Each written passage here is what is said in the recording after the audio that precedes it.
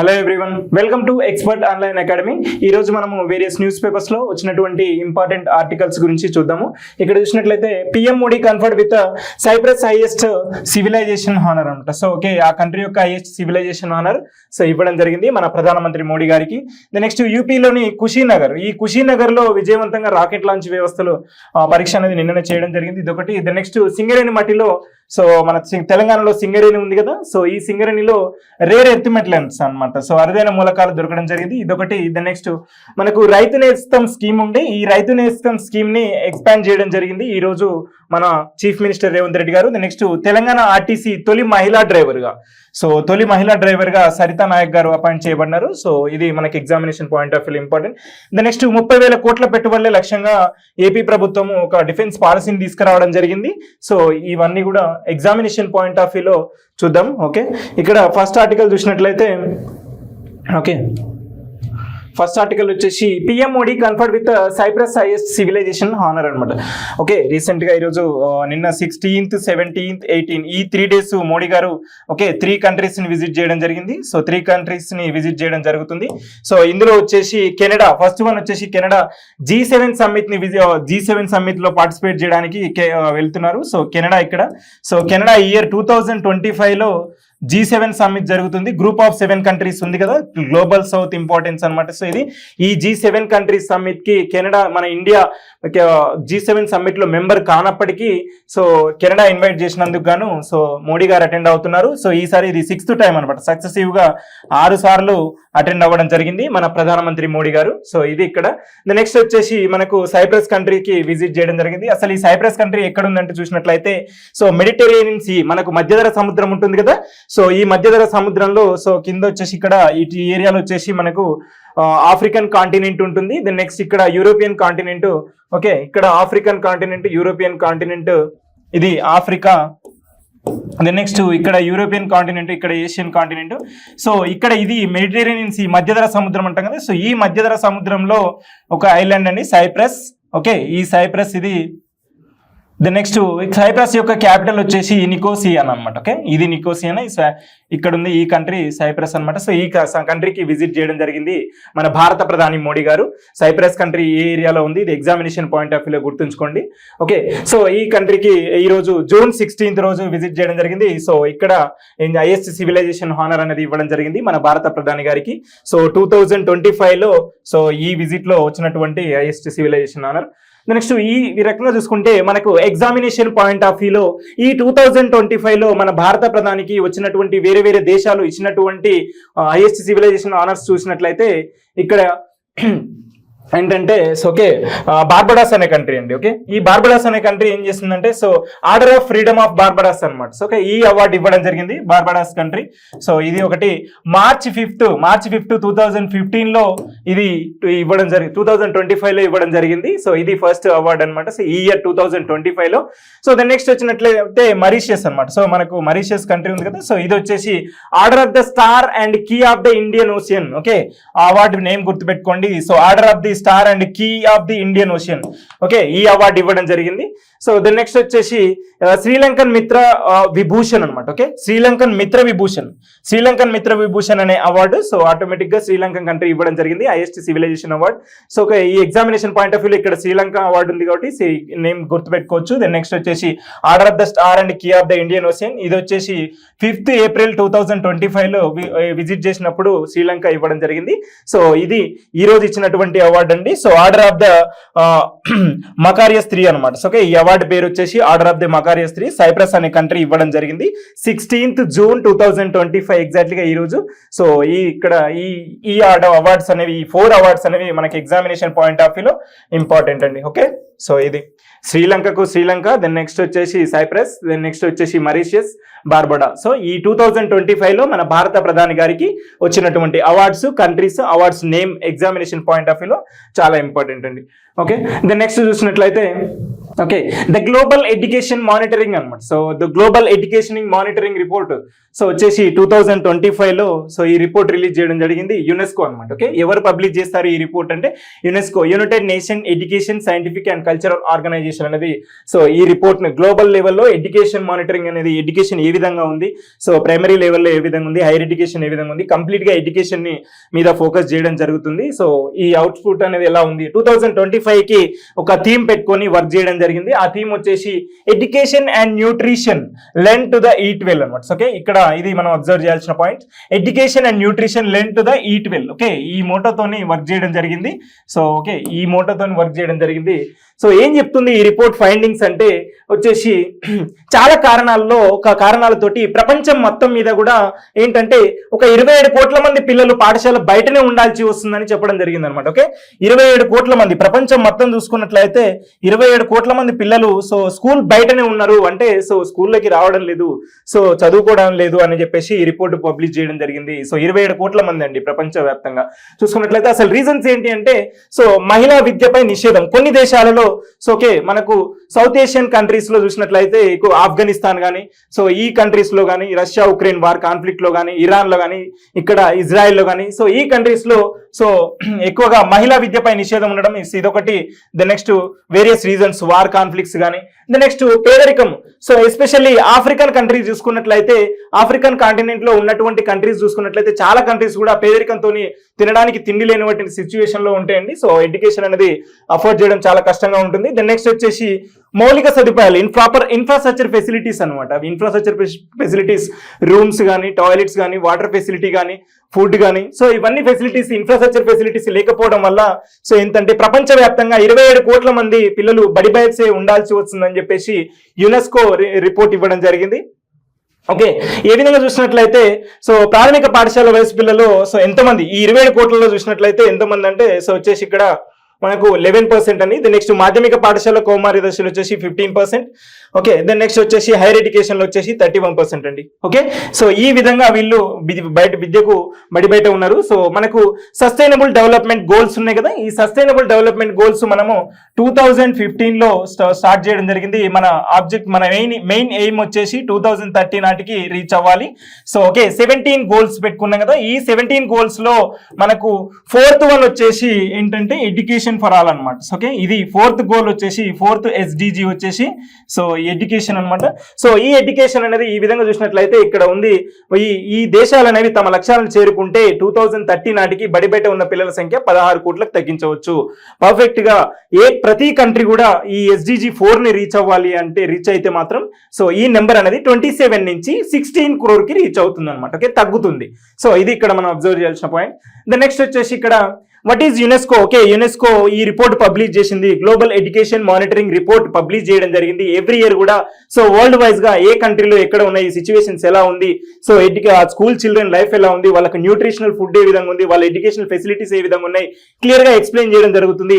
అయితే ఈ యునెస్కో ఏంటి చూసినట్లయితే యునైటెడ్ నేషన్ ఆర్గాన్ అండి. సో ఈ ఆర్గాన్స్ లో ఇదొకటి. Next United nation education scientific and cultural organisation. Okay, ఇది వచ్చేసి ఏం చేస్తుందంటే it seeks to build peace through the international cooperation in education and science and culture అండి. Okay, so education, science and culture లో so ఇది promote చేయడం జరుగుతుంది. Okay, education, science and culture అనమాట ఇక్కడ మనం అబ్జర్వ్ చేయాల్సింది. It is also member of the United Nation sustainable development group అండి. Okay, United Nation sustainable development group, అందుకే మనకు సస్టైనబుల్ డెవలప్మెంట్ వర్క్ కోసము రీచ్ అవ్వడం కోసం వర్క్ చేస్తుంది ఇది. ఓకే, ఎడ్యుకేషన్ విషయంలో so global education monitoring report release చేసిందని చెప్పాం కదా. సో అందుకోసము ఇది సస్టైనబుల్ డెవలప్మెంట్స్ ఎడ్యుకేషన్ కి రిలేషన్ ఉంది కదా. సో ఇది ది నెక్స్ట్ వచ్చేసి coalition of the United Nation agencies organizations aimed at fulfilling the sustainable development goals అండి. ఓకే, సస్టైనబుల్ డెవలప్మెంట్ గోల్స్ ను రీచ్ అవ్వడానికి యునైటెడ్ నేషన్ యొక్క వేరియస్ ఆర్గాన్స్ ఏదైతే ఉన్నాయో వాటితో కొలాబరేట్ అయ్యి సో ఈ సస్టైనబుల్ డెవలప్మెంట్ గోల్స్ 17 రీచ్ అవ్వడానికి ప్రపంచవ్యాప్తంగా కృషి చేస్తున్నటువంటి సంస్థ ఏదైనా ఉందంటే అది యునెస్కో అండి, united nation education and scientific culture organization. Okay, ఇది ఎప్పుడు ఫామ్ అయిందంటే 1945 అండి. ఓకే, 1945 లో సో 16th నవంబర్ రోజు ఫామ్ అవ్వడం జరిగింది. నెక్స్ట్ దీని హెడ్ క్వార్టర్స్ వచ్చేసి ప్యారిస్, ఫ్రాన్స్ లో ఉంటుందండి. ఓకే, ప్యారిస్ ఫ్రాన్స్ లో ఉంది. దీని ఎడ్యుకేషన్ హెడ్ క్వార్టర్స్ వచ్చేసి యునెస్కో యొక్క హెడ్ క్వార్టర్ ఫ్రాన్స్ ప్యారిస్ లో ఉంది. సో 1945 లో ఫామ్ అవ్వడం జరిగింది. సో ఇది వచ్చేసి 2025 గ్లోబల్ ఎడ్యుకేషన్ మానిటరింగ్ రిపోర్ట్ వచ్చేసి సో ఇది పబ్లిష్ చేసింది. దీని యొక్క థీమ్ వచ్చేసి ఇయర్ వచ్చేసి 25 వచ్చేసి education and nutrition learn to the eat well అనమాట. ఓకే, సో ఇది మనం ఎగ్జామినేషన్ పాయింట్ ఆఫ్ వ్యూలో అబ్జర్వ్ చేయాల్సిన పాయింట్స్. నెక్స్ట్ వచ్చేసి అనదర్ ఇంపార్టెంట్ టాపిక్ వచ్చేసి ఇక్కడ యూపీలో కుషీనగర్ లో విజయవంతంగా రాకెట్ లాంచింగ్ వ్యవస్థలు అనమాట. సో ఓకే, ఈ లాంచింగ్ మారుతున్నటువంటి సిచ్యువేషన్స్ ప్రకారము సో మనకు టెక్నాలజీ ఇంప్రూవ్ అవుతున్న కొద్దీ సో స్టూడెంట్స్ ఎవరైతే ఉన్నారో సో ఐఐటి కానీ ఇంజనీరింగ్ లో కానీ స్టూడెంట్స్ పైన ఏరోనాటిక్ స్పేస్ మీద రీసెర్చ్ అనేది ఎక్కువ ఇంక్రీజ్ అవ్వడం కోసము సో ఏం చేస్తున్నారు, విద్యార్థుల్లో అంతరిక్షం పైన ఆసక్తి పెంచడమే దీని యొక్క మెయిన్ ఇంటెన్షన్ అండి. అయితే మనకు రీసెంట్ గా యూపీలో ఓకే నిన్న యూపీలో కుషీనగర్ అనమాట. సో ఈ యూపీలో కుషీనగర్ లో రాకెట్ లాంచింగ్ వ్యవస్థ అనేది సక్సెస్ అయిందనమాట. సో ఇది ఇక్కడ ఈ టాపిక్ లో మనం డిస్కస్ చేస్తున్నాం. ఇది ఓకే, రాకెట్ లాంచ్ వ్యవస్థలను international space and India society అనమాట. ఎవరు కండక్ట్ చేశారు ఈ ప్రోగ్రామ్ అంటే international space and India society ఆధ్వర్యంలో Indian space research organisation ISRO launch చేయడం జరిగింది. సో సక్సెస్ఫుల్ గా రాకెట్ అనేది లాంచ్ అవ్వడం జరిగింది. సో ఇది ఇక్కడ మనం అబ్జర్వ్ చేయాల్సింది. ఓకే, ఇస్రో నిపుణుల నాయకత్వంలో dream tech India private limited వాళ్ళు ఎవరు ఏ ఆర్గనైజేషన్, సో ఇక్కడ వచ్చేసి మనకు dream tech India private limited వాళ్ళు సో ఈ రూపొందించినటువంటి ఏదైతే రాకెట్ ఉందో దాన్ని నిన్న లాంచ్ చేయడం జరిగింది, సక్సెస్ అవ్వడం జరిగిందండి యూపీలోని కుషీనగర్లో. ఓకే, సో ఇది నెక్స్ట్ ఈ కుషీనగర్ దేనికి ఫేమస్, మనకు కుషీనగర్ మనకి ఇండియన్ హిస్టరీలో చూసుకున్నట్లయితే సో ఈ కుషీనగర్ కు మనకు స్టాటిక్ సబ్జెక్ట్ ఉన్నటువంటి రిలేషన్ ఏంటంటే so the location where Gautama Buddha attained Mahaparinirvana. So Gautama Buddha Mahaparinirvana అయ్యారు కదా, సో తన 80వ ఏట సో 80వ ఏట సో మహాపరినివారణ చనిపోయారు కదా, సో అక్కడ అనమాట. సో ద ఫైనల్ నివారణ ఆఫ్టర్ హిస్ డెత్ అనమాట. సో ఇక్కడే జరిగింది అది ఇది అనమాట. నెక్స్ట్ ఇస్రో అనేది సక్సెస్ఫుల్ గా మనకి ఈ ప్రోగ్రామ్ ఇక్కడ రాకెట్ లాంచ్ చేయడం జరిగింది. సో ఇది చెప్తున్నారు, ఇది it is the first time small satellite payload bus అనమాట. స్మార్ట్ శాటిలైట్ పెలోడ్, ఇక్కడ చాలా స్మాల్ శాటిలైట్స్ ఎవరైతే స్టూడెంట్స్ కదా సో స్మాల్ శాటిలైట్స్ ని రాకెట్ లాంచ్ చేయడం జరుగుతుంది అనమాట. సో ఇది జరిగింది సో కుషీనగర్లో. Okay, next another important article వచ్చేసి ఇక్కడ ఇది అండి. సో రాకెట్ లాంచ్, సో దీన్ని వచ్చేసి ఎంత హైట్కి వెళ్ళింది ఈ స్మాల్ శాటిలైట్ వచ్చేసి 1.1 కిలోమీటర్ వరకు రీచ్ అవ్వడం జరిగింది. ఆ తర్వాత కొలాప్స్ అయిపోయిందండి. ఓకే, సో 1.1 కిలోమీటర్స్ వరకు ఈ పెలోడ్ బయటకు వచ్చి ఒక 5 మీటర్స్ వరకు కిందకు పడగానే దాని పారాషూట్ క్రియాశీలమైంది అన్నమాట. ఓకే, సో ఇది మనకి ఇక్కడ కంప్లీట్ ఇన్ఫర్మేషన్. నెక్స్ట్ వచ్చేసి ఏ స్టేట్ లో లాంచ్ చేయడం జరిగిందంటే Uttar Pradesh Kushinagaram. Okay, next another important article ఇక్కడ వచ్చేసి తెలంగాణ ఆర్టీసీ తొలి మహిళా డ్రైవర్ గా సరితా నాయక్. ఓకే, సో ఈమె అసలు ఏంటి ఆర్టీసీ టీఎస్ఆర్టీసీ ఉంది కదా, సో టీజీఆర్టీసీ. ఓకే, ఈ టీజీఆర్టీసీకి మహిళా డ్రైవర్ అండి. సో ఓకే, ఉమెన్ ఎంపవర్మెంట్ లాగానే మనకు సస్టైనబుల్ డెవలప్మెంట్ గోల్ చూసిన సో ఉమెన్ యొక్క రోల్ ఏ విధంగా ఉంది ఆర్టీసీలో చూసినట్లయితే సో ఈ విధంగా మనకు ఈమె సరితా నాయక్ గారు సో మన టీజీఆర్టీసీలో ఫస్ట్ డ్రైవర్ అనమాట. సో ఇక్కడ అబ్జర్వ్ చేయాల్సింది ఈమె ఇంతకు ముందుకు ఢిల్లీలో డ్రైవర్ గా వర్క్ చేయడం జరిగింది. ఓకే, ఢిల్లీలో వర్క్ చేయడం జరిగింది. ఇక్కడ వచ్చేసి సెకండ్ టైం మాట మన తెలంగాణలో. ఓకే, ఢిల్లీలో ఈమె ఆల్రెడీ డ్రైవర్ గా వర్క్ చేశారు. సో ఈమె పేరు వచ్చేసి Sarita Nayak. Examination point of వ్యూలో సూపర్లేటివ్ కాబట్టి సో ఫస్ట్ వన్ వచ్చేసి సరితా నాయక్ గారు. సో డిస్టిక్ వచ్చేసి యాదాద్రి భువనగిరి డిస్టిక్ అండి. సో ఏ రూట్ నుంచి ఎక్కడికి నడపడం జరిగిందంటే హైదరాబాద్ టు మిర్యాలగూడ అనమాట. ఓకే, హైదరాబాద్ నుంచి మిర్యాలగూడ సో ఈ రూట్ లో సో నడపడం జరిగింది. సో ఇది అనమాట తెలంగాణ ఆర్టీసీ తొలి మహిళా డ్రైవర్ గా సరితా నాయక్ గారు from Yadadri Bhuvanagiri district. Okay, ఇది ఫస్ట్ టైం కాదండి, ఈమె ఢిల్లీలో కూడా నడపడం జరిగింది. సో ఇది ఎగ్జామినేషన్ పాయింట్ ఆఫ్ వ్యూలో గుర్తుపెట్టుకోండి. నెక్స్ట్ వచ్చేసి సింగరేణి మట్టిలో అరుదైన మూలకాలండి. ఓకే, ఇక్కడ సింగరేణి ఉంది కదా, సో మన సింగరేణిలో రేర్ ఎర్త్ మెటల్స్ ఉన్నాయని అబ్జర్వ్ చేయడం జరిగింది. సో ఇవి ఈ రేర్ ఎర్త్ మెటల్స్ సో వీటి యొక్క ఇంపార్టెన్స్ ఏంటి, ఎందుకు ఐడెంటిఫై చేశారు అంటే సో ఓకే మారుతున్నటువంటి ఈ టెక్నాలజీ యూసేజ్ లో మనకి ఎక్కువ కూడా రేర్ ఎర్త్ మెటల్స్ అనేవి చాలా ఇంపార్టెంట్ అండి. ఎందుకంటే ఎలక్ట్రానిక్స్ ఎక్కువ ఇంపార్టెన్స్ అనేది పెరిగిపోయింది. సో అందువల్ల ఎలక్ట్రానిక్స్ లో ఎస్పెషల్ గా సిలికాన్ కానీ aluminium, iron, titanium, magnesium so ఇవన్నీ కూడా ఏంటంటే రేర్ ఎర్త్ మెటల్స్ అండి. ఓకే, ఈ రేర్ ఎర్త్ మెటల్స్ అనేవి ఒక rare earth metals sodium, potassium so ఇవన్నీ ఓకే ఇవి అన్ని చోట్ల దొరకవండి. ఓకే, మనకు ఏ ప్లేస్ తీసుకున్నా కూడా ఎర్త్ మెటల్స్ కానీ సో కోల్ చాలా తక్కువ దొరుకుతుంది. బట్ ఈ ఎర్త్ మెటల్స్ అనేవి ఇంకా రేర్ గా దొరుకుతాయండి. సో ఈ మన దేశంలో చూసుకున్నట్లయితే ఇది మొట్టమొదటిసారి అండి. సో మన ఏదైతే తెలంగాణలో సింగరేణి ఉందో ఈ సింగరేణిలో ఈ రేర్ ఎర్త్ మెటల్స్ అనేవి దొరకడం జరిగింది. సో అవుట్ ఆఫ్ టోటల్ వచ్చేసి ఈ రేర్ ఎర్త్ మెటల్స్ వచ్చేసి 17 ఉంటాయండి. సో ఇవి ఎలక్ట్రానిక్స్ లో చిప్స్ కానీ సో ఇంటిగ్రేటెడ్ సర్క్యూట్స్ ఐసీస్ కానీ తయారు చేయడంలో సో ఇవి ఈ రేర్ ఎర్త్ మెటల్స్ అనేవి కీ రోల్ ప్లే చేస్తాయి. సో అందువల్ల వీటి యొక్క ఇంపార్టెన్స్ అనేది చాలా ఎక్కువ ఉంటుంది. ఓకే, రేర్ ఎర్త్ మెటల్స్ అనమాట. 17 metals in the group 3 of the periodic table లో మనకు 17 మెటల్స్ ఉంటాయి కదండి. సో ఈ మెటల్స్ లో కంప్లీట్ గా ఒక 17 అనేవి రేర్ ఎర్త్ మెటల్ గా అవి లభ్యమయ్యే ఇంటెన్సిటీని బట్టి ఒక 17 గా గుర్తించారండి. ఓకే, ఇవి 17. సో ఓకే, ఈ రేర్ ఎర్త్ మెటల్స్ అనేది important components over the 200 products అనమాట. ఓకే, మనము ప్రెసెంట్ టెక్నాలజీలో యూజ్ చేసేటువంటి 200 ప్రొడక్ట్స్ లో ఈ రేర్ ఎర్త్ మెటల్స్ వాడడం జరిగింది.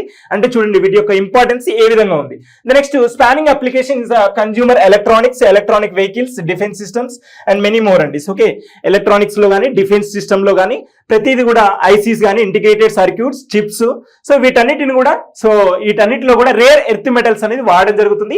ఈ రేర్ ఎర్త్ మెటల్స్ అనేవి మన తెలంగాణలో సింగరేణిలో లభ్యమవుతున్నాయి అనమాట. సో ఉన్నాయని ఐడెంటిఫై చేయడం జరిగింది. సో ఇది ఇక్కడ మనం అబ్జర్వ్ చేయాల్సింది. ఓకే, దెన్ నెక్స్ట్ వచ్చేసి ఎందుకు అంటే మనకు ప్రస్తుతం ఉన్నటువంటి జనరేషన్ లో ఏంటంటే with focus on the renewable energy side, renewable energies పైన ఫోకస్ చేయడానికి మనకి ఏంటంటే ఎలక్ట్రానిక్ సర్క్యూట్స్ అనేది ఎక్కువ అవసరం అనమాట. సో ఈ విధంగా ఎలక్ట్రానిక్ వెహికల్స్ కానీ సో ఈ ఎలక్ట్రానిక్ వెహికల్స్ ని మనము ప్రమోట్ చేస్తున్నాం కదా. సో వాటికి ఈ రేర్ ఎర్త్ మెటల్స్ అనేది అవసరం అండి. ఓకే, నిచ్చే సెక్టర్స్ లైక్ కమ్యూనికేషన్స్ కానీ nuclear energy. So communication system లోనే మనకు ఐసీస్ కానీ ఇంటిగ్రేటెడ్ సర్క్యూట్స్ కానీ చిప్స్ కానీ సో ఇవన్నీ కూడా ఉంటాయండి. సో నెక్స్ట్ వచ్చేసి సింగరేణి, ఇక్కడ మనకు సింగరేణి టాపిక్ లో ఉంది కదండి.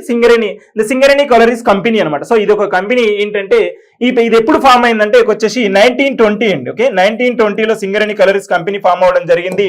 సో ఇది వచ్చేసి government owned coal mining company అండి. ఓకే, కోల్ ప్రొడ్యూస్ చేస్తారు ఇక్కడ వచ్చేసి మనకు. ఓకే, ఇక్కడ కోల్ వచ్చేసి ఏంటంటే గవర్నమెంట్ కంపెనీ ఇది. సో ప్రైవేట్ కంపెనీ కాదు, ఇది వచ్చేసి jointly owned by the government of India and government of Telangana అండి. Okay, central and state government own చేసినటువంటి కంపెనీ ఇది Singareni company. Okay, the next వచ్చేసి it is not a private sector company, Navratna company కాదండి. SCSCL అనమాట. Okay, Navratna company. SCCL వచ్చేసి Singareni coal producer in the India, మన తెలంగాణలో. So coal production లో ఇది మన సౌత్ ఇండియాలోనే top most coal producers company అనమాట. ఓకే, ఇది Singareni companies. Okay, operating in Telangana. Next and it is diversify areas into power generation and explosive manufacturing అనమాట. Okay, ఇది ఇక్కడ మనం అబ్జర్వ్ చేయాల్సిన పాయింట్స్ సింగరేణి కలరీస్ కంపెనీ గురించి. సో ఏం దొరికినాయి ఇక్కడ రేర్ ఎర్త్ ఎలిమెంట్స్ అనమాట. ఓకే, ఇది the next another important topic వచ్చేసి ఇక్కడ మానస సరోవర్ యాత్ర అనమాట. సో ఈ మానస సరోవర్ యాత్ర సో గురించి ఇప్పుడు ఇది ఒక పాస్ట్ కోవిడ్ వల్ల ఎవ్రీ ఇయర్ జరుగుతుండే ఇంతకు ముందు. సో కోవిడ్ తర్వాత నుంచి ఎప్పుడు కూడా ఈ మానస సరోవర్ యాత్ర అనేది స్టార్ట్ అవ్వలేదు. ఫ్రమ్ పాస్ట్ 5 years నుంచి కూడా సో ఎప్పుడు కూడా స్టార్ట్ అవ్వలేదండి. 5 years అవుతుంది. సో ఈ ఇయర్ వచ్చేసి రీసెంట్ గా నిన్ననే స్టార్ట్ అవ్వడం జరిగింది. ఓకే, ఒక మెంబర్స్ వచ్చేసి ఒక 39 members వెళ్ళడం జరిగింది. ఓకే, మానస సరోవర్ యాత్ర. అసలు ఈ మానస సరోవర్ యాత్ర ఏంటి చూసినట్లయితే సో ఇక్కడ మనకి హిమాలయాస్ ఉంటాయి కదా. సో నేపాల్, ఇక్కడ మన కంట్రీ చూసుకున్నట్లయితే ఇక ఇది నేపాల్. సో నేపాల్, ఇక్కడ వచ్చేసి చైనా. ఓకే, ఇక్కడ వచ్చేసి భూటాన్, రైట్. ఇక్కడ సిక్కిం ఉంటుంది, ఇక్కడ మనకు ఉత్తరాఖండ్ అనమాట. సో ఈ ఏరియాలో చూసుకున్నట్లయితే మానస సరోవర్ లేక్ ఉంటుందండి. ఓకే, మానస సరోవర్ లేక్ మనకు కైలాస్ రేంజ్ ఉంటుంది. హిమాలయస్ రేంజ్ చూసుకున్నట్లయితే సో మనకు వచ్చేసి ఇలా హిమాలయస్ ఉంటాయి. ఇక్కడ వచ్చేసి కారాకోరం, ఇక్కడ వచ్చేసి లదాఖ్, ద నెక్స్ట్ వచ్చేసి కైలాస్ రేంజ్ అనమాట. ఓకే, ఈ కైలాస్ రేంజ్ లో వచ్చేసి మనకు శిఖరం ఉంటుంది. ఓకే, ఇది కైలాస్ రేంజ్. ఇక్కడ ఈ కైలాస్ రేంజ్, ఇక్కడ మానస సరోవర్ లేక్ ఉంటుంది. ఈ ప్లేస్ లోనే శివుడు పార్వతితో తిరిగినటువంటి ప్లేస్ అనేది బ్రహ్మ సృష్టించినటువంటి ఒక సృష్టి అని చెప్పేసి మనకి హిందూ పురాణాల్లో సో దీని గురించి ఉందండి. ఇక్కడికి వెళ్ళి ఈ నదిలో ఈ మానస సరోవర్ లేక్ లో కనుక స్నానం చేస్తే మోక్షము పొందుతుందని చెప్పేసి ఒక హిస్టారికల్ గా మనకు ఉందండి. సో అందువల్ల సో హిందూ పురాణాల ప్రకారం ఇలా అనమాట. సో దీనికి ఉన్న ఇంపార్టెన్స్ ఏంటి అంటే సో హిందూ మతం కానీ so Hinduism, Buddhism, Jainism so వీటి అన్ని మతాలకు కూడా ఈ ప్లేస్ అనేది రిలేషన్ తో ఉందన్నమాట. ఓకే, చూసుకున్నట్లయితే అసలు ఇది ఎలా వెళ్తారు ఈ ప్లేస్ కి ఎలా అంటే ఇక్కడ చూసుకున్నట్లయితే మనకు నాతులా పాస్ అనమాట. సో ఒక కంట్రీ ఒక ఈ ఏరియా నుంచి ఈ ఏరియాకు వెళ్ళడానికి పాసెస్ ఉంటాయి అనుకో. ఇదంతా కూడా హిల్ ఏరియా కదా, సో హిమాలయన్ ఏరియా కాబట్టి సో పాసెస్ ఉంటాయి. సో ఈ పాసెస్ లో సిక్కిం లో వచ్చేసి నాతులా పాస్ అండి. ఓకే, సిక్కిం లో వచ్చేసి నాతులా పాస్ ఉంటుంది. సో ఇది మనం ఇక్కడ అబ్జర్వ్ చేయాల్సింది. సిక్కిం వచ్చేసి నాతులా పాస్. దెన్ నెక్స్ట్ వచ్చేసి ఉత్తరాఖండ్ లో వచ్చేసి లిపు లేక్ అండి. ఓకే, ఉత్తరాఖండ్ లో వచ్చేసి లిపు లేక్ ఇక్కడ ఉంది కదా. సో ఇక్కడ ఉత్తరాఖండ్, ఇక్కడ లిపు లేక్ ఉంటుంది, పాస్ అనమాట ఇది. ఈ లిపులేక్ పాస్, ఇక్కడ వచ్చేసి నాతులా పాస్, ఈ 2 పాస్ల గుండా సో ఈ యాత్రకి వెళ్ళడం జరుగుతుంది. సో ఇలా వెళ్ళిన వాళ్ళు సో ఒక 5 years నుంచి యాత్ర అనేది క్లోజింగ్ లో ఉందన్నమాట. సో ఇప్పుడు ఈ 39 మెంబర్స్ అనే వాళ్ళు సో స్పిరిచువాలిటీ కోసం వెళ్ళడం జరిగింది. సో ఏ రిలీజియన్స్ కి రిలేషన్ ఉంది దీంట్లో, ఇక్కడ మనం గుర్తుపెట్టుకోవాల్సింది ఎగ్జామినేషన్ పాయింట్ ఆఫ్ వ్యూలో ఈ మానస సరోవర్ యాత్ర ఇప్పుడు 5 years తర్వాత ఇప్పుడే స్టార్ట్ చేయడం జరిగింది. ఏ ప్లేసెస్ ద్వారా వెళ్తారు, సిక్కింలోని నాతులా పాస్, దెన్ నెక్స్ట్ వచ్చేసి ఉత్తరాఖండ్ లో వచ్చి లిపులేక్ పాస్ అనమాట. ఓకే, ఈ 2 పాసెస్ ద్వారా వెళ్తారు ఇక్కడ. ఓకే, సో దెన్ నెక్స్ట్ వచ్చేసి అసలు ఇంపార్టెన్స్ చూసినట్లయితే సో బుద్ధిజం, హిందూయిజం కానీ బుద్ధిజం, జైనిజం, బాన్, ఈ 4 మతాలకు సంబంధించిన ఇంపార్టెన్స్, హిస్టారికల్ ఇంపార్టెన్స్ ఉంది. సో మనకి 2 పాసెస్ ఇక్కడ ఎగ్జామినేషన్ పాయింట్ ఆఫ్ వ్యూలో. దీని యొక్క సిగ్నిఫికెన్స్ వచ్చేసి they are the sacred in the Hinduism, Buddhism, Jainism and Bon. Okay, ఈ బిలీవ్ ఏం చేస్తారంటే ఇక్కడ శివపార్వతి ఆ ప్రదేశంలో ఉన్నారు అని చెప్పేసి, సో అదొక మనకు హిందూయిజంలో ఉన్నటువంటి హిస్టారికల్ ఇంపార్టెన్స్. ద నెక్స్ట్ వచ్చేసి జైనిజంలో అండి, జైనిజంలో మనకు పాత ఫౌండర్స్ ఉంటారు కదా, సో తీర్థంకర్స్ అంటాం కదా. ఈ తీర్థంకర్స్ లో ఫస్ట్ తీర్థంకరుడు వచ్చేసి ఋషభనాథుడు కదా. సో ఈ ఋషభనాథుడు వచ్చేసి ఏం చేస్తారంటే అక్కడ జ్ఞానోదయం పొందాడు. సో ఓకే, మానస సరోవర్ దగ్గర జ్ఞానోదయం పొందాడు అని చెప్పేసి. అదేవిధంగా మనకు గౌతమ బుద్ధుడు ఉన్నాడు కదా. సో బుద్ధిజం యొక్క గౌతమ బుద్ధుడు వచ్చేసి అక్కడ తను ధ్యానం చేశాడు అని చెప్పేసి చెప్తాము. సో సేమ్ ఇతను బాన్ కూడా, సో ఇతను కూడా ఏంటంటే బాన్ అనే మతానికి కూడా చెందినటువంటి వ్యక్తి ఇదే ప్లేస్ లో ఎన్లైటన్మెంట్ పొందాడని చెప్పేసి. సో అందువల్ల ఈ మానస సరోవర్కి అన్ని మతాల పరంగా ఇంపార్టెన్స్ ఉంది కాబట్టి సో దీనికి ఒక చాలా ఇంపార్టెన్స్ ఉందండి హిస్టారికల్ గా మన భారతదేశంలో.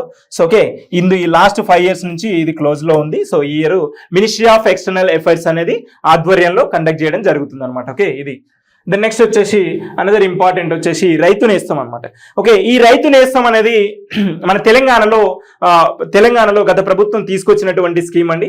సో ఏంటి ఈ విషయం చూసినట్లయితే ఈ రైతు నేస్తం స్కీమ్ అనేది విలేజ్ లెవెల్లో రైతుల యొక్క ఆదాయాన్ని రెట్టింపు చేయడానికి ఏం చేస్తారు అంటే సో ఎవరైతే అధికారులు ఉంటారో అగ్రికల్చర్ ఎక్స్టెన్షన్ ఆఫీసర్స్ కానీ, సో హయ్యర్ అథారిటీస్ అగ్రికల్చర్ కానీ, సైంటిస్టులు కానీ, సో అగ్రికల్చర్ యూనివర్సిటీస్ యొక్క ప్రొఫెసర్స్ కానీ, సైంటిస్టులు కానీ, వీళ్ళ యొక్క సూచనలన్నిటిని కూడా రైతులు పాటించడం కోసం ఒక డిజిటల్ లెవెల్లో ఒక కార్యక్రమం తీసుకురావడం జరిగింది. రైతుల యొక్క ఇన్కమ్ ని డబుల్ చేయడానికి, వాళ్ళ యొక్క ప్రొడక్టివిటీని ఇంక్రీజ్ చేయడానికి సో రూరల్ లెవెల్లో తీసుకొచ్చినటువంటి స్కీమే రైతు నేస్తం స్కీమ్ అండి. సో ఇది వచ్చేసి మన తెలంగాణలో ఇంతకు ముందు ఒక 500 కేంద్రాలలో ఉండేది. సో జూమ్ మీటింగ్ లో కానీ, ఆన్లైన్ లో కానీ, సో డిజిటల్ గా ఉండేది. రైతులకు కనెక్ట్ చేయడానికి ప్రతి విలేజ్ లో వచ్చేసి రైతు కల్లమ్స్ అని ఉంటాయి, రైతు వేదికలు, రైతు కల్లమ్స్ ఉంటాయి కదా. సో ఆ ప్లేస్ లో వచ్చేసి వీళ్ళంతా కూడా డిబేట్స్ అండ్ డిస్కషన్స్ చేసేవాళ్ళు.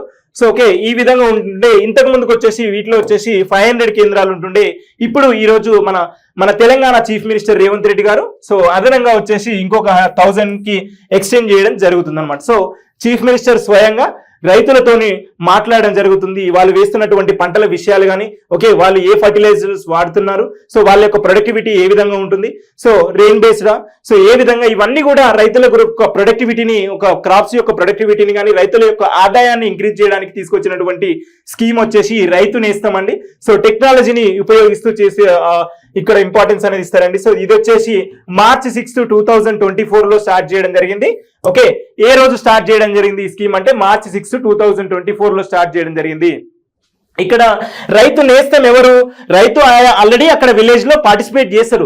అతనికి నేస్తంగా వచ్చే వాళ్ళు అగ్రికల్చర్ ఎక్స్పర్ట్స్ కానీ, సైంటిస్టులు కానీ, ఓకే అగ్రికల్చర్ ప్రొఫెసర్స్ కానీ, సో సైంటిస్టులు కానీ, నెక్స్ట్ ప్రభుత్వ అధికారులు, సో ఎవరైతే గవర్నమెంట్ అఫీషియల్స్ ఉంటారో సో వాళ్ళందరూ కూడా రైతులను నేరుగా కలుసుకొని సో వాళ్ళ యొక్క కలుసుకోవడానికి ఇది ఒక డిజిటల్ ప్లాట్ఫామ్ అండి. ఓకే, రాష్ట్ర వ్యాప్తంగా ఉన్నటువంటి రైతు వేదికలు, రైతు కల్లమ్స్ అంటాం కదా. సో ఆ యొక్క కాన్ఫరెన్స్ లో వీడియో కాన్ఫరెన్స్ సౌకర్యాలను యూజ్ చేస్తారనమాట. వాళ్ళకి కావాల్సిన ఇన్ఫర్మేషన్ కంప్లీట్ గా వీళ్ళు అందిస్తారు. ఓకే, రైతులకు కావాల్సినటువంటి ఇన్ఫర్మేషన్ కంప్లీట్ గా అందిస్తారు. ఇది మనకి ఇక్కడ అబ్జర్వ్ చేయాల్సిన పాయింట్. సో మన తెలంగాణలో చూసుకున్నట్లయితే వ్యవసాయానికి సంబంధించిన ఇంకొక వేరే రకరకాల స్కీమ్స్ ఉన్నాయి కదా. సో అవి ఒకసారి చూసినట్లయితే రైతు భరోసా అనమాట. ఓకే, ఈ రైతు భరోసా ఇంతకు ముందు ప్రీవియస్ గవర్నమెంట్ లో ఏంటంటే రైతు బంధుగా ఉంటుండే. ఓకే, రైతు బంధుగా ఉంటుండే. ఈ రైతు బంధు స్కీమ్ ఉంటుండే. ఇది వచ్చేసి రైతులకు ఇన్వెస్ట్మెంట్ సపోర్ట్ స్కీమ్ అనమాట. సో రైతులు పెట్టుబడి సాగు కోసము ప్రభుత్వం డైరెక్ట్ గా డిబిటీ డైరెక్ట్ బెనిఫిట్ ట్రాన్స్ఫర్స్ గా మనీ డైరెక్ట్ సెండ్ చేస్తుండే. సో ఇప్పుడు వచ్చేసి 1 ఎకరానికి వచ్చేసి ఓకే, 1 ఎకరానికి వచ్చేసి 12,000 రూపాయలండి. ఓకే, 12,000 రూపాయలు. సో 1 ఎకరానికి 1 సంవత్సర కాలానికి ఇవ్వడం జరుగుతుంది. ఓకే, ఇది ఇక్కడ మనం ఎగ్జామినేషన్ లో గుర్తుపెట్టుకోవాల్సిన పాయింట్. నెక్స్ట్ వచ్చేసి రైతు బీమా అన్నమాట. సో ఈ రైతు బీమా ఏదైనా కారణాల వల్ల ఒక రైతు కానీ చనిపోతే ఆ ఫ్యామిలీ పరిస్థితి దిగజారిపోకుండా ఉండడం కోసము, ఆ రైతు ఫ్యామిలీని ప్రొటెక్ట్ చేయడం కోసము రైతు బీమా అనమాట. ఓకే, 18 ఇయర్స్ నుంచి 15 ఇయర్స్ లోపు ఉన్నటువంటి 59 ఇయర్స్ ఉన్నటువంటి రైతు చనిపోతే అతనికి 5 లక్షల రూపాయలండి. ఓకే, 5 lakhs రూపీస్ అనేది సో రావడం జరుగుతుంది. సో ఇది వచ్చేసి రైతు బీమా అనమాట. ఓకే, 5 లక్షల రూపాయలు వస్తున్నాయి, ఇది అనమాట. నెక్స్ట్ వరికి క్వింటాల్కి వచ్చేసి 500 రూపాయల బోనస్. ఎవరైతే వరిని సాగు చేస్తారో వాళ్ళకి 1 క్వింటాల్కి వచ్చేసి 500 రూపాయలు బోనస్ గా ప్రభుత్వం ఇవ్వడం జరుగుతుంది. ఇదొకటి. రైతు రుణమాఫీ చేయడం జరిగింది. మనకు ప్రజాప్రభుత్వము 2 లక్షల వరకు కూడా రైతులకు రుణమాఫీ చేయడం జరిగింది. ఓకే, ఇది ఒకటి. నెక్స్ట్ యాంత్రీకరణ, మెకనైజేషన్ ఆఫ్ అగ్రికల్చర్, సబ్సిడీస్ ఇవ్వడం. ఓకే, ఎస్సీ ఎస్టీ కార్పొరేషన్స్ ద్వారా, బీసీ కార్పొరేషన్స్ ద్వారా ఎవరైతే అగ్రికల్చర్ యొక్క ఏంటంటే ట్రాక్టర్స్ కానీ ఈ మెకనైజేషన్ ని ఎంకరేజ్ చేస్తారో వాళ్ళకు సబ్సిడీస్ ఇచ్చి మెకనైజేషన్ ఆఫ్ అగ్రికల్చర్ ని ప్రమోట్ చేయడము. సో ఈ విధంగా అగ్రికల్చర్ లో మనకు ఎంకరేజ్ చేయడం జరుగుతుంది అనమాట స్టేట్ గవర్నమెంట్ నుంచి. ఓకే, ఇవి స్కీమ్స్ మనకు ఎగ్జామినేషన్ పాయింట్ ఆఫ్ వ్యూ గుర్తుంచుకోవాల్సినవి. నెక్స్ట్ వచ్చేసి 30,000 కోట్ల పెట్టుబడుల లక్ష్యం అనమాట. ఓకే, ఏపీ ప్రభుత్వము ఒక పాలసీని తీసుకురావడం జరుగుతుంది. ఏంటంటే ఓకే, రక్షణ డిఫెన్స్ సెక్టార్ లో పెట్టుబడుల కోసము డిఫెన్స్ పాలసీని తీసుకురాబోతుందండి. ఈ 30,000 కోట్ల పెట్టుబడులు ఎలా వస్తాయి అంటే, ఒక డిఫెన్స్ సెక్టార్ కు ఏంటంటే మనకు డిఫెన్స్ కారిడార్స్ అనేది ఒక 2 ఉన్నాయి. రీసెంట్ గానే మనకు సెంట్రల్ గవర్నమెంట్ అనౌన్స్ చేయడం జరిగింది. కాకపోతే ఈ 2 కూడా మనకు ఏపీకి సంబంధించినవి లేవండి, అవుట్ ఆఫ్ ది స్టేట్ ఉన్నాయి. సో వీటికి నోడల్ ఏజెన్సీగా పనిచేస్తున్నటువంటివి ఒక నోడల్ ఏజెన్సీస్ గా డిఫెన్స్ క్యారిడార్ కి నోడల్ ఏజెన్సీస్ గా పనిచేసినటువంటి క్యారిడార్స్ అన్నిటిని కూడా సో ఏపీలో పెట్టాలని డిసైడ్ అవ్వడం జరిగింది. వీటికి కావాల్సినటువంటి ల్యాండ్ సమకూర్చడం జరుగుతుంది ఏపీ స్టేట్ గవర్నమెంట్. అందుకోసం గాను సో డిఫెన్స్ పాలసీ తీసుకురాబోతుంది అనమాట. ఓకే, డిఫెన్స్ పాలసీ తీసుకురాబోతుంది. ఇది ఇక్కడ మనం అబ్జర్వ్ చేయాల్సింది. సో ఓకే, ఈ రంగంలో పెట్టుబడుల కోసము డిస్కషన్స్ ఇక్కడ వచ్చేసి ఇంటర్నేషనల్ సమ్మిట్స్ వచ్చేసి అహ్మదాబాద్ లో జరగబోతుంది. ఓకే, గుజరాత్ లోని అహ్మదాబాద్ లో జరగబోతుంది. ఇక్కడ నేషనల్ ఇంటర్నేషనల్ లెవెల్స్ లో ఉన్నటువంటి ఇన్వెస్టర్స్ తోని డిస్కషన్ చేయబోతుంది. అందుకోసం గానీ ఫస్ట్ ఇక్కడ పాలసీని రూపొందించి ఈ పాలసీని అక్కడ డిస్కషన్ చేసి ఈ 30,000 కోట్లను ఇన్వెస్ట్మెంట్స్ ని అట్రాక్ట్ చేయడానికి ఆంధ్రప్రదేశ్ స్టేట్ గవర్నమెంట్ కృషి చేస్తుంది అనమాట. ఓకే, ఇది ఇక్కడ మనం అబ్జర్వ్ చేయాల్సిన పాయింట్. నెక్స్ట్ వచ్చేసి అలాగే డిఫెన్స్ సెక్టార్ తో పాటు సో ప్రైమరీ అగ్రికల్చర్ సెక్టార్ ఏదైతే ఉందో అగ్రికల్చర్ మీద ఎక్కువ ఫోకస్ చేయాలని ఆంధ్రప్రదేశ్ స్టేట్ గవర్నమెంట్ డెసిషన్ తీసుకోవడం జరిగింది. ఓకే, నెక్స్ట్ వచ్చేసి అనదర్ ఇంపార్టెంట్ పాయింట్ వచ్చేసి ఇక్కడ సో ఇవి అండి. సో ఈరోజు ఉన్నటువంటి main articles. Okay, thank you.